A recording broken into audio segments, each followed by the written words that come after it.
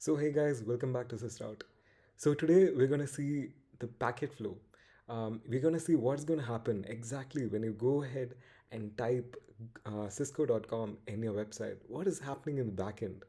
There are many steps that occur in a chain of reactions, and these steps have to occur in the sequence so that finally your website loads and finally you're able to see the web page. So let's get straight into it and let's see how the URL that you type is like fetched for you and how it is visible for you. So now let's take a look at the topology that we're going to look at. So this is the topology that we will be using in order to explain how the routing of the packets work and how the URL gets converted into IP addresses. So as you can see, we have PC1 and PC2, and these two PCs are connected to a switch. And this switch is then connected to a router, which is going to be the default gateway.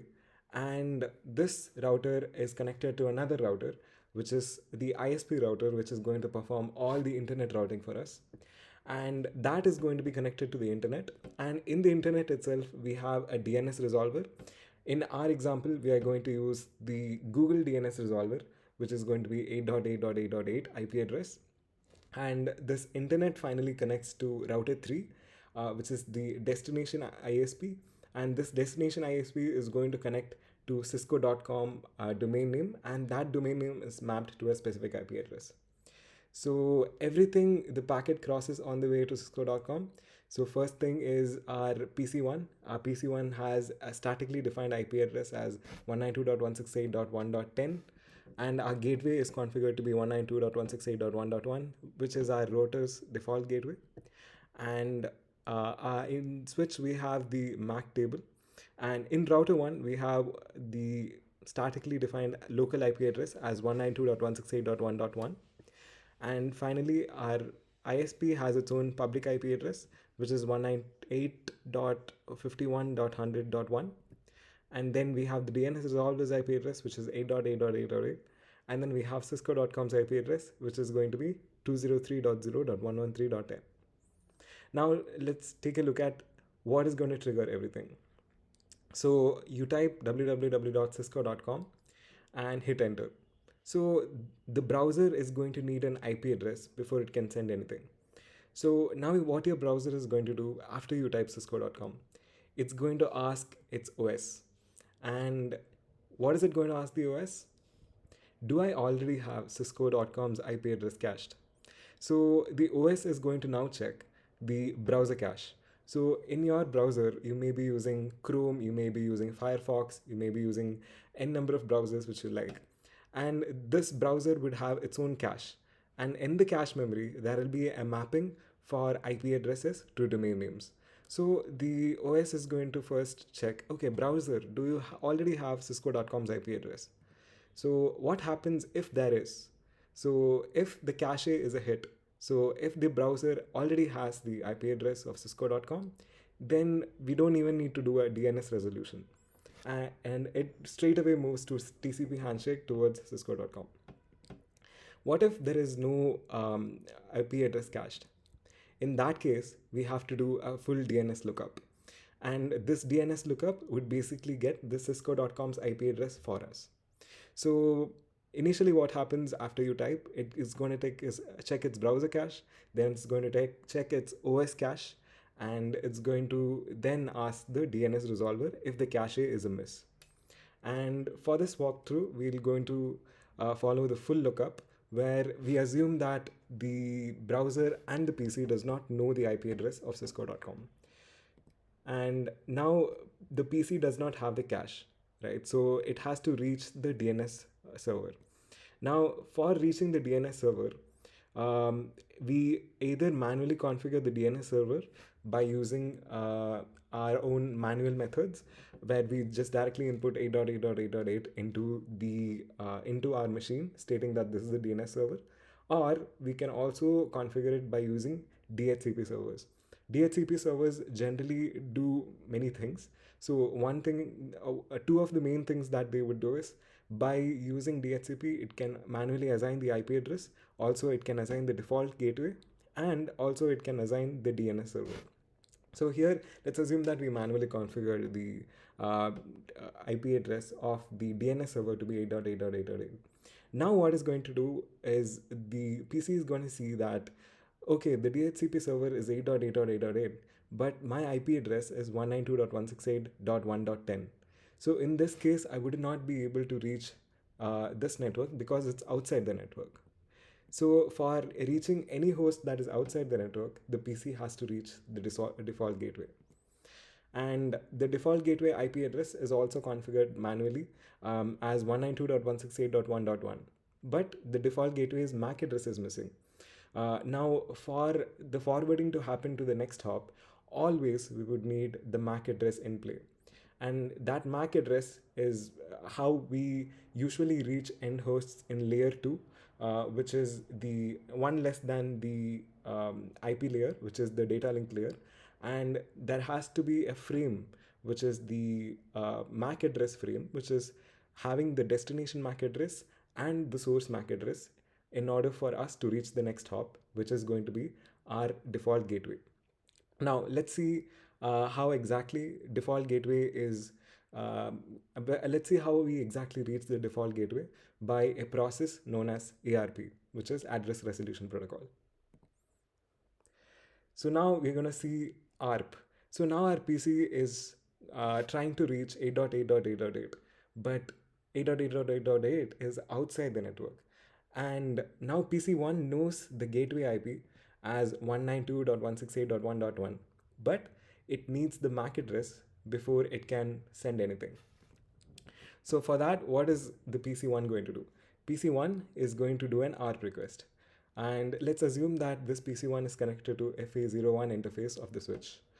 And it's going to ask the switch, hey, who has the 192.168.1.1? And this is going to be a broadcast frame which has all Fs in the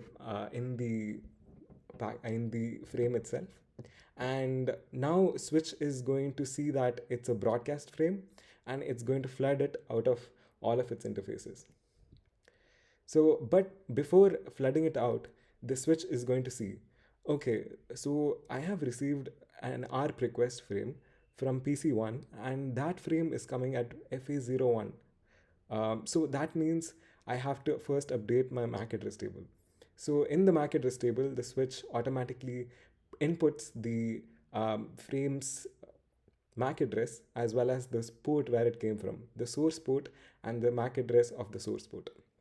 And now switch 1 has a mapping for FA01 and MAC address of PC1, which is going to be 111, 111 and 00001. Now the switch is also going to do one more thing. It's going to flood that frame across all of its interfaces except the interface that it came from. That is, except the FA01 interface. Now another ARP request is going to be done at two places. One is the router 1 default gateway and the PC2's default gateway. I mean the PC2. But here PC2 will simply ignore the frame because it would see that it's meant for 192.168.1.1. So the broadcast is saying who has 192.168.1.1. So in that case, PC2 is just going to ignore this frame. Now router is going to see the frame and check out what exactly the address requires. So it's going to check 192.168.1.1, which matches the source IP. And now router 1 is going to reply to the message of the ARP request. What is it going to reply? It's going to reply, hey, I am 192.168.1.1 and my MAC address is all 8 A's and 3 zeros and then 1. So, and this is my MAC address. Now you can reach out to me. Now, in the MAC address table, again, switch is going to notice that router 1 has sent a frame. And the source of the frame is with the MAC address AAA, AAA and 000 and 01. And that is going to be the MAC address of router 1. And again, the switch would learn in such a way that it would learn the source of wherever the frame is coming from. And in the MAC address table, again, you can see that it has been updated. Router 1 MAC address has been updated to FA03. And let's just assume that FA03 is the port which it's connecting to. And finally, FA02 is going to be missing. Why it's going to be missing? Because PC2 does not reply, or PC2 does not communicate initially to router 1. In this case, switch will only learn through source MAC address, and it would not learn through destination MAC address. So whenever PC2 is going to send a frame destined towards somewhere, that time switch would be able to see the source MAC address of FA02 and update the MAC addressing table. So in this case, FA02 would be missing because there will be no packet which is going to be encountered. And finally, PC1 is going to receive the frame, and it's going to match the source MAC address as router 1, and it is going to see that it's an ARP reply, and the ARP reply has in its packet has said that, hey, 192.168.1.1 is the router 1's MAC address, and now PC1 has router 1's MAC address. So now it has the MAC address in its ARP table. So now it's going to build a proper Ethernet frame. And now it's going to make a DNS request finally to the 8.8.8.8. And though it's outside the network, it is going to send it to the default gateway. And for the next hop, it has the IP address of the default gateway. So now it becomes easy for PC1 to basically send the data to the router 1 for next hops. Now let's see how the DNS request is going to be made.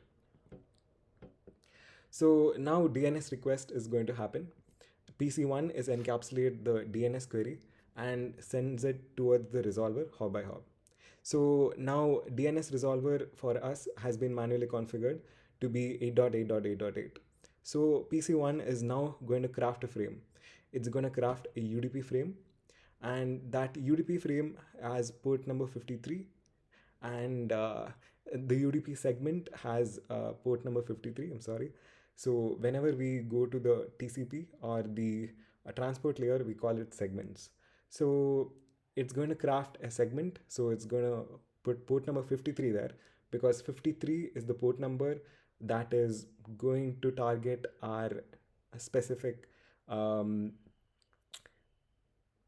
service that we want, which is the DNS service.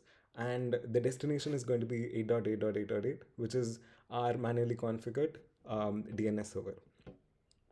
Now, in the Ethernet, now let's see each of the header and what exactly happens in each of the header, so that we get exactly what hop is going to happen. So first we have an Ethernet frame, and in our Ethernet frame, we have obtained the R1's MAC address by using ARP resolution. So in the frame, the source MAC address of the PC1 is there, and then the destination MAC address of R1 is there. So it is destined towards R1. Now this packet is encapsulated with another, this frame is encapsulated with another header called IP header.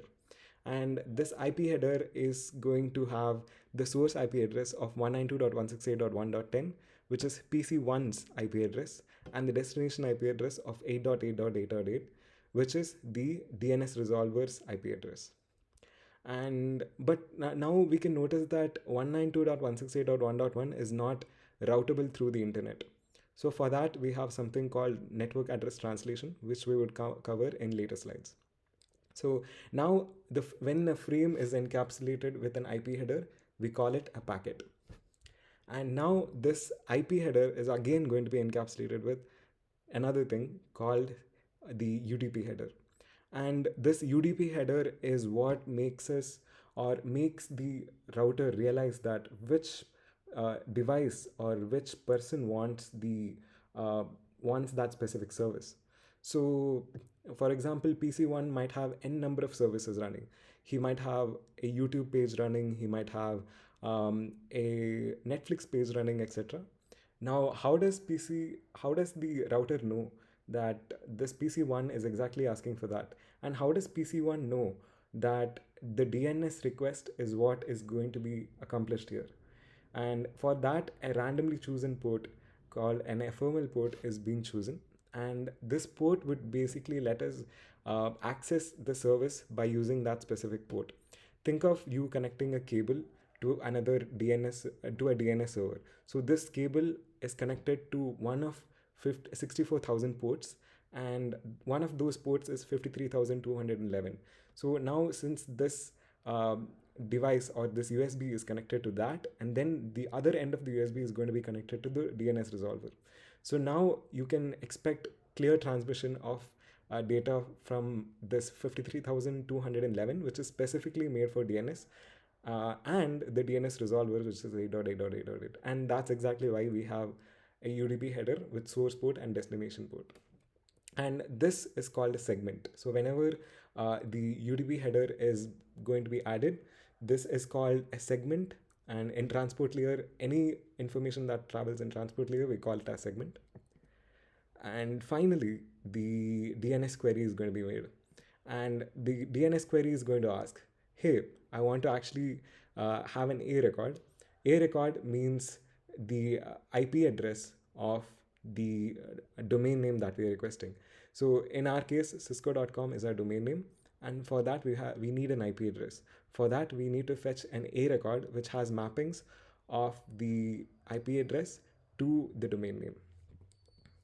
Now, why LAN hopping matters? The switch first forwards MAC addresses only. It never looks at the IP address. So here, switches work in layer 2. So we do not consider the IP address even. And that's why switch always records the source IP address so that it can do all the transmitting of data faster. So in its CAM table, always we would have information about the IP and about the MAC address, which is going to send data to, and also the interface that the MAC address is associated with. And router 1 strips the Ethernet header, checks its routing table, and re-encapsulates the frame for each hop. So now PC1 is sending data to router 1. When router 1 is going to send data to router 2, it's going to de-encapsulate the specific Ethernet frame that we have. And it's going to re-encapsulate the Ethernet frame with its own MAC address and the destination MAC address of the next hop, which is going to be router 2.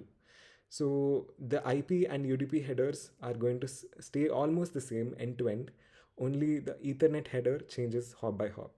So think of it like this. If you're going to go for your hometown, and your hometown is at some place which is quite far, and you put a navigation in your map, your navigation is going to say turn left, turn right, go straight, turn left, turn right, go straight. And it doesn't matter how you reach your destination, but your destination is going to remain the same. But the directions to your destination is going to change. And that's exactly how your internet is working. In each hop of the frame, the Ethernet header is being de-encapsulated and re-encapsulated with a new direction so that the next hop would be easy. Now we are going to see something called NAT overload. And here we can see that it's the IP header as 192.168.1.10 IP address. But this IP address is not routable through the internet. And that's due to some reasons. Let's get straight into what those reasons are. So NAT overload, what does that mean? NAT overload means your private IP addresses gets converted into public IP addresses. So router R1 changes the private IP address, which is non-routable, to public IP addresses. What are non-routable IP addresses? So any addresses in this range, which is 10.0.0.0/8, 172.16.0.0/12, sorry, there is a typo there, 192.168.0.0/16, and so all of these IP addresses are reserved IP addresses just for private use. And let's say that we have 192.168.1.10. So now this 192.168.1.10 falls under the IP address 192.168.0.0/16. And this is not routable through the internet. So router 1 has to use a public IP address. Now, what is router 1 going to do? It's going to do a NAT overload in order to change multiple private IP addresses to a single public IP address that will connect to the ISP. So ISP usually assigns us a public IP address, and we would be using that public IP address to access the internet.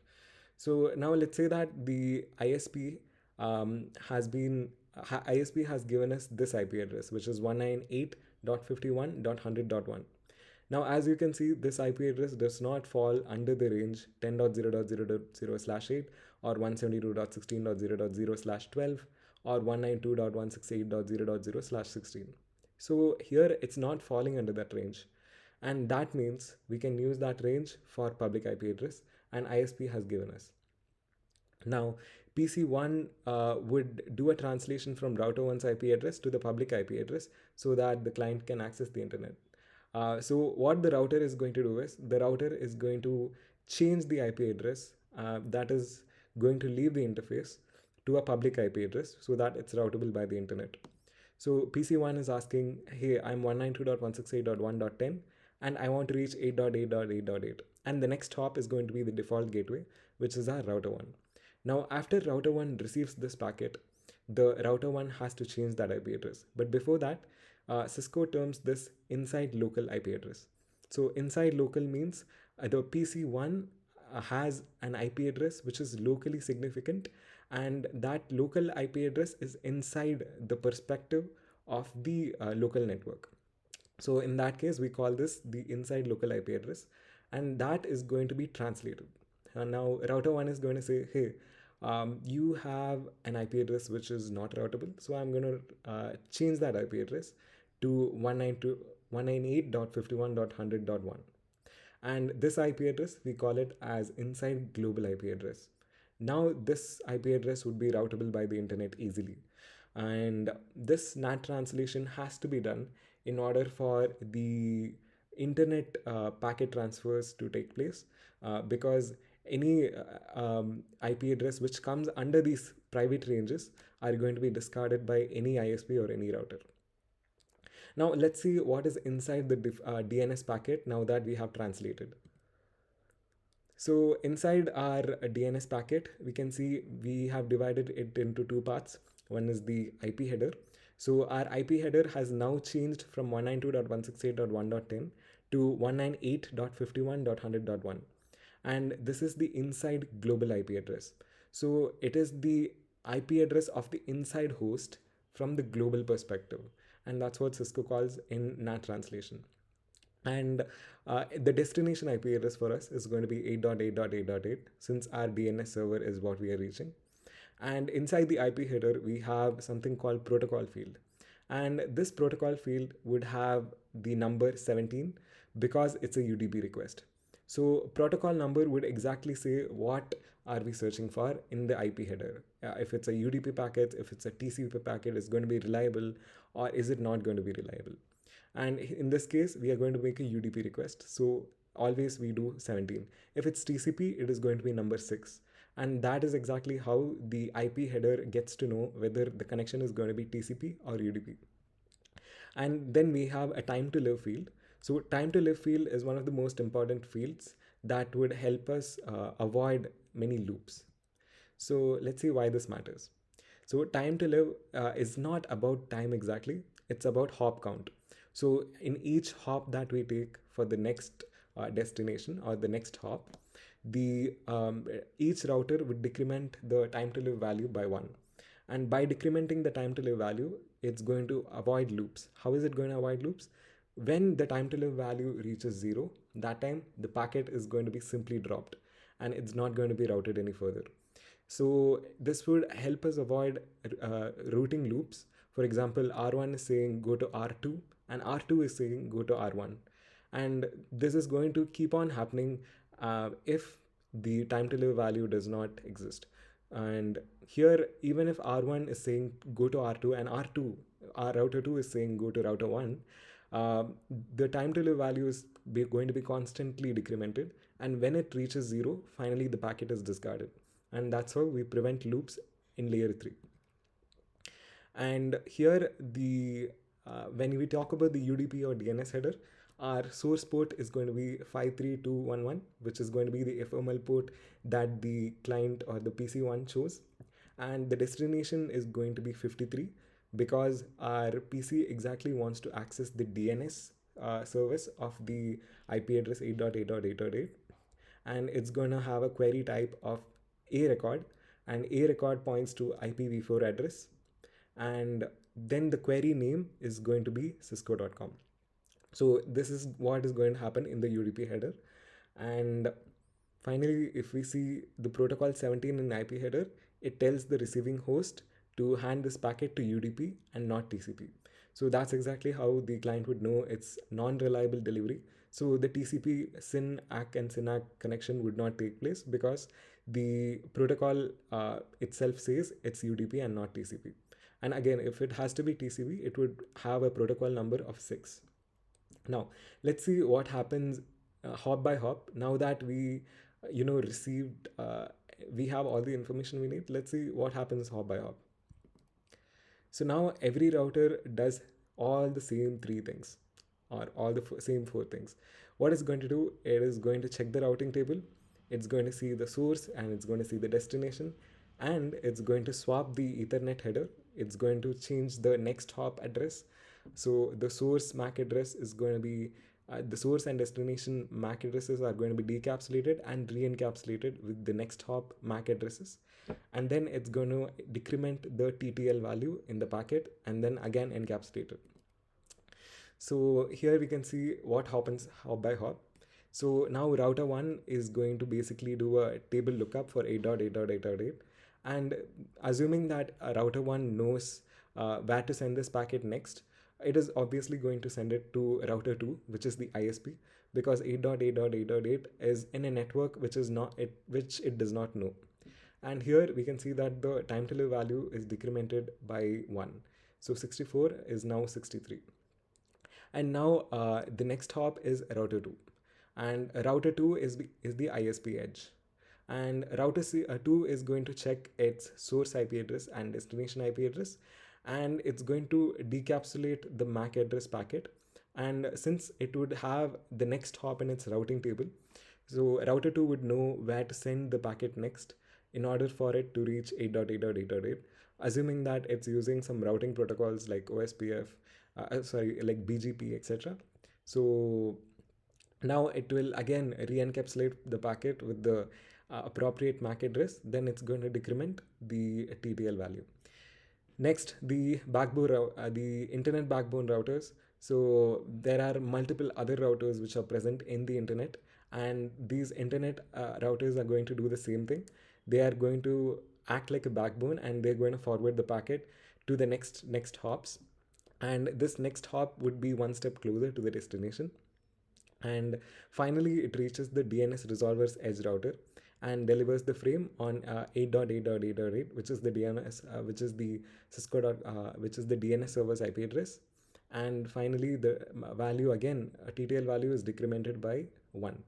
So the TTL value can be either 64, 128, or 255, depending upon what device you're using. If you're using a Mac, it would be 64, or if you're using a Windows, probably it would be 128.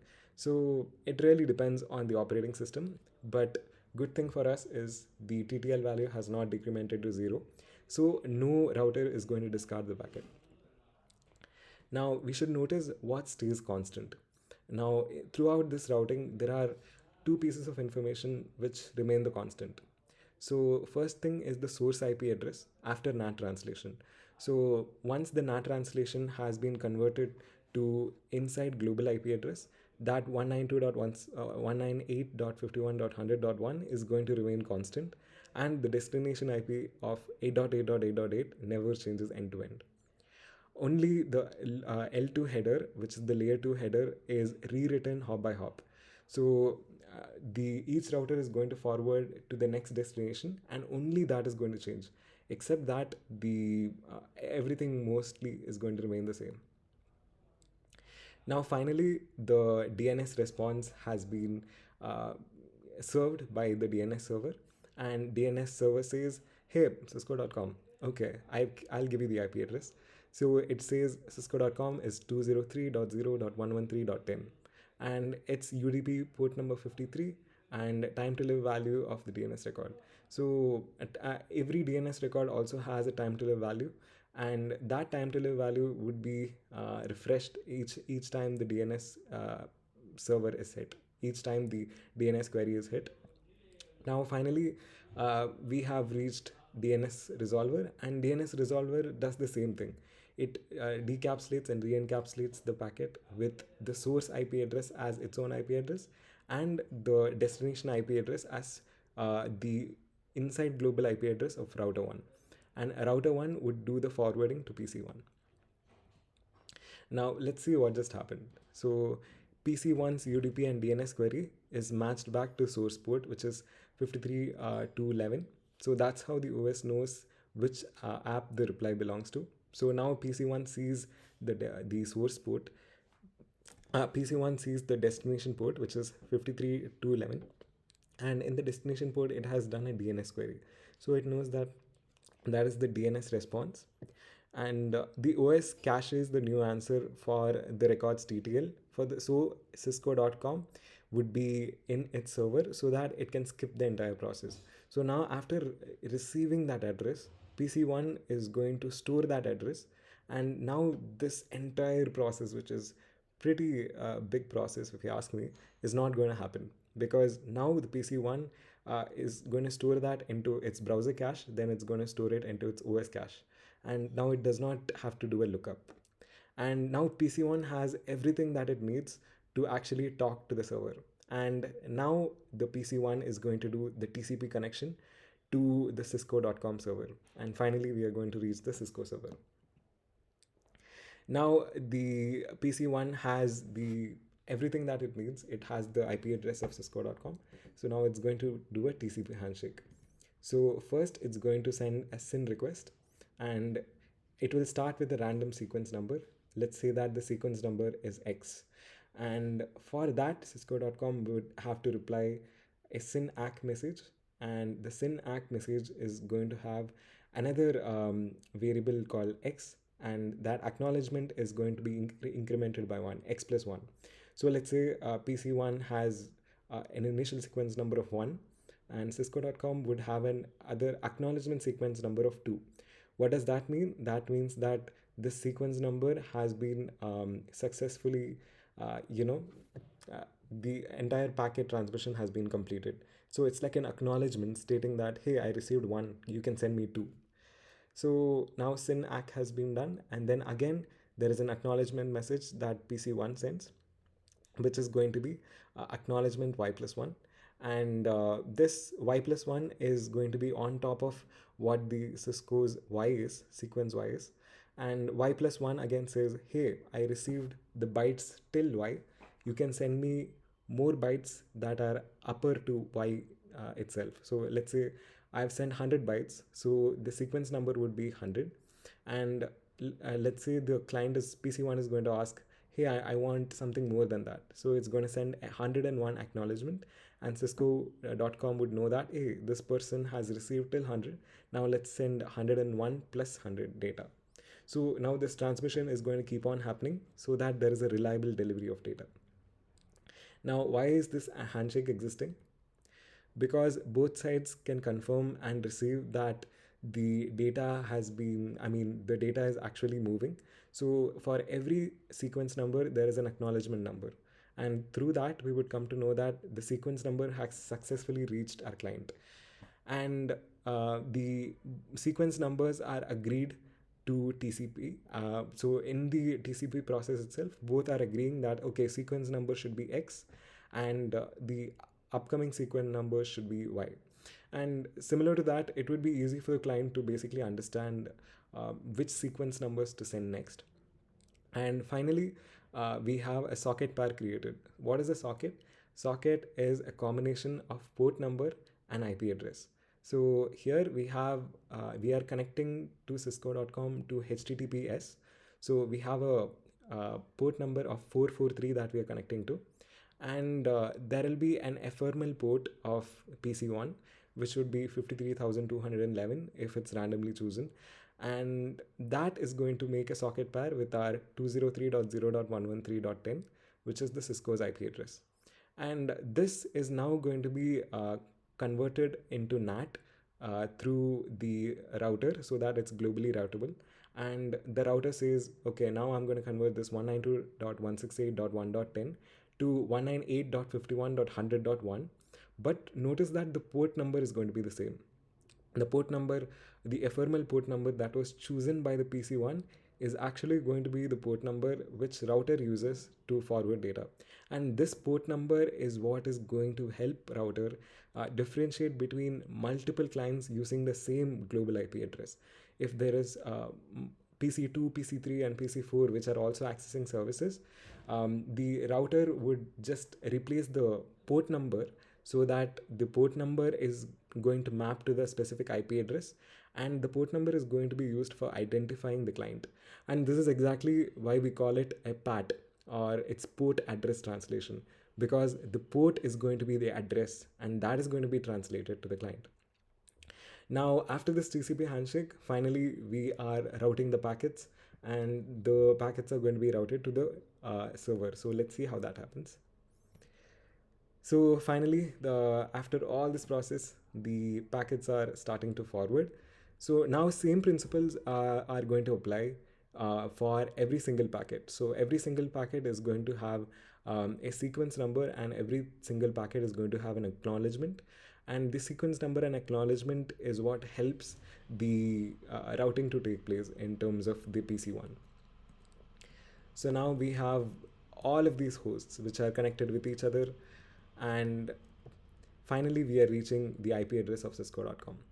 So here we can see that the inside local IP address is 192.168.1.10 and the port number is 5422.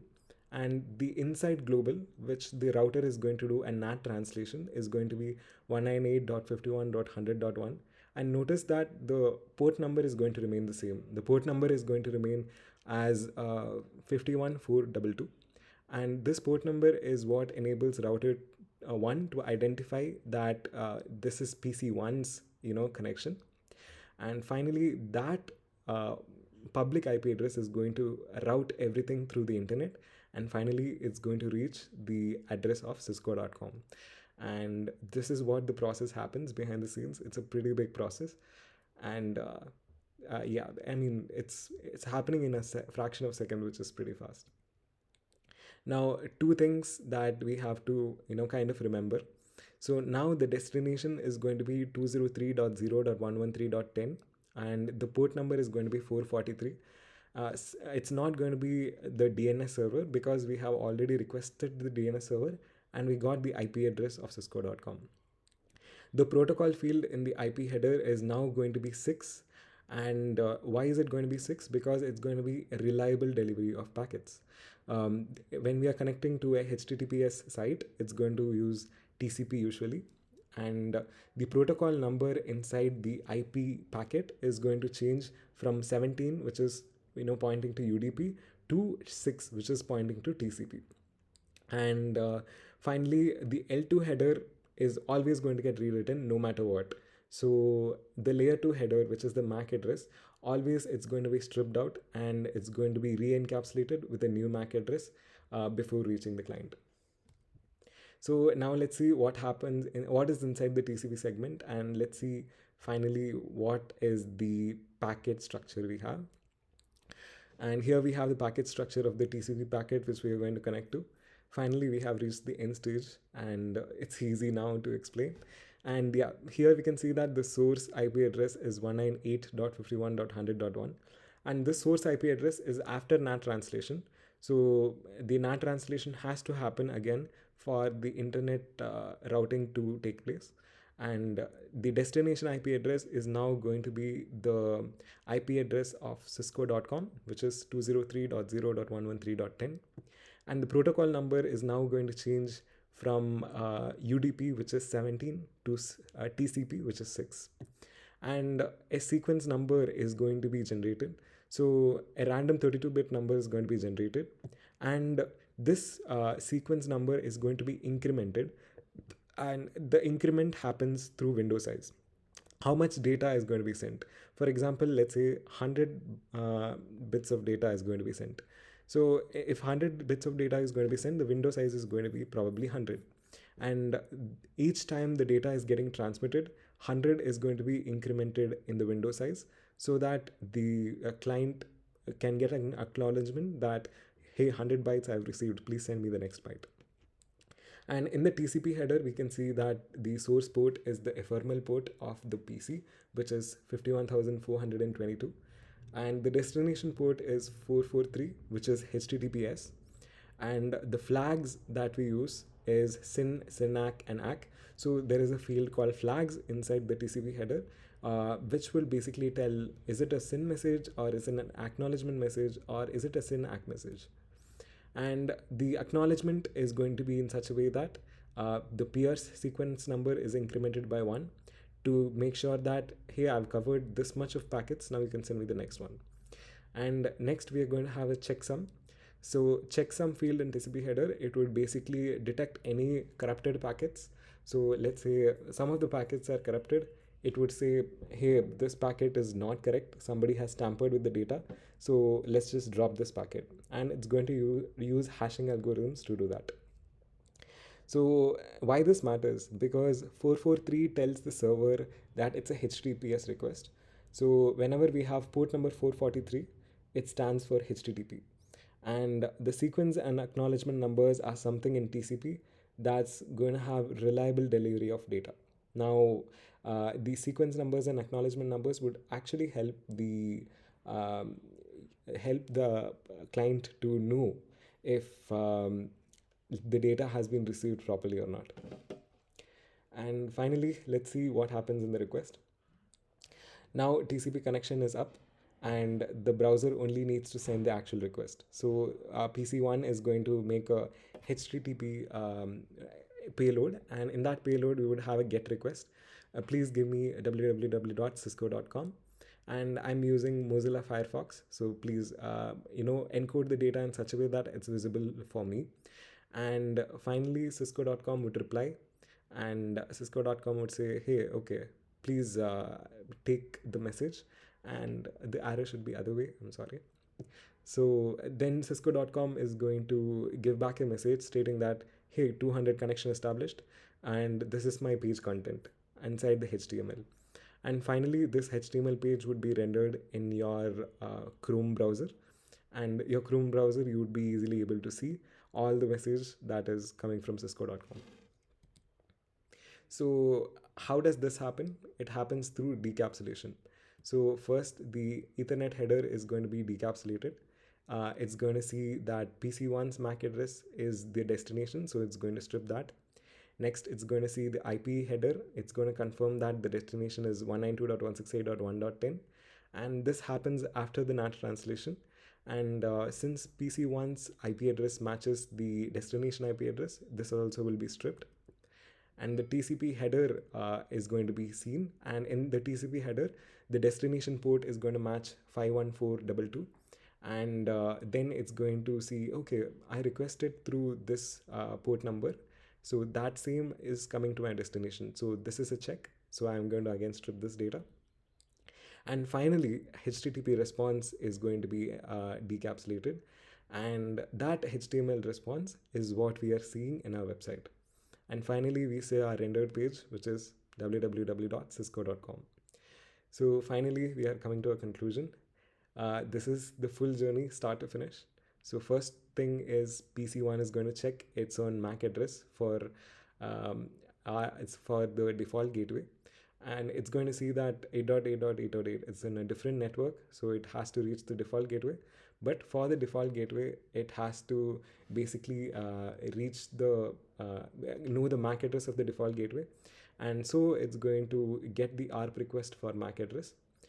The switch is now going to learn the source MAC address of PC, and the switch is going to forward the frame, and it's also going to like have an entry of it in its CAM table.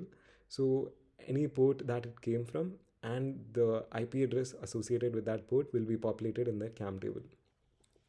Now a DNS query is going to be out by PC1, and that DNS query is going to point to port number 53, and hop by hop the router 1 is going to send the data. And finally, the DNS response comes back from Cisco.com from the DNS server, and the DNS server will have a mapping of the IP address of Cisco.com. Now, knowing the IP address, the PC1 is going to now establish a TCP connection towards 203.0.113.10. And the port number it's going to attach to is 443 because it's a HTTPS request.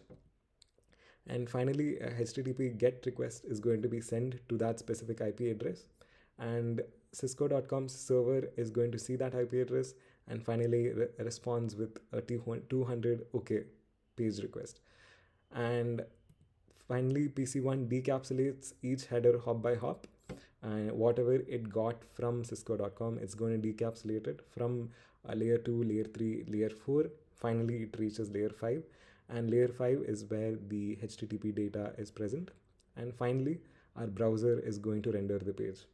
So there is this much of processes that happens in the backend which we don't consider at all. And that's what makes us appreciate networks even more. Everything happens in a fraction of a second, but that's how powerful network is. So finally, let's come to a conclusion after a long video. So one click triggers dozens of packets across two different lookups. So here we just have to type cisco.com and there are hundreds of packets which are going to and fro to make your request happen. First, the DNS request is made to get the exact IP address of where you want to connect to. Then the TCP request is made to that specific IP address which we want to connect to, which we acquired from DNS query. And that is going to be a HTTP. And again, the protocol number in the TCP header will change to number 6 so that the connection can happen quickly. The DNS is going to resolve an IP address to a domain name to an IP address. So usually we use port number 53 and always our browser will cache everything so that the lookup can be avoided later. So whenever you type cisco.com next time, since your browser already has the information for cisco.com, it's not going to do a lookup again. So, and then ARP request is going to resolve the next hop MAC address before any frame can actually leave the LAN.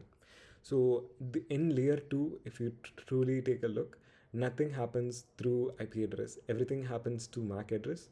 IP address gives a direction to the destination, but MAC address is exactly where your next hop or your next turn should be in order to reach your destination. Routers rewrite the Ethernet header at every hop but leave source and destination IP untouched end to end. So source and destination IP is going to be exactly the same. Only in the NAT translation, the source IP address is going to change, but the destination IP is still going to remain the same no matter what.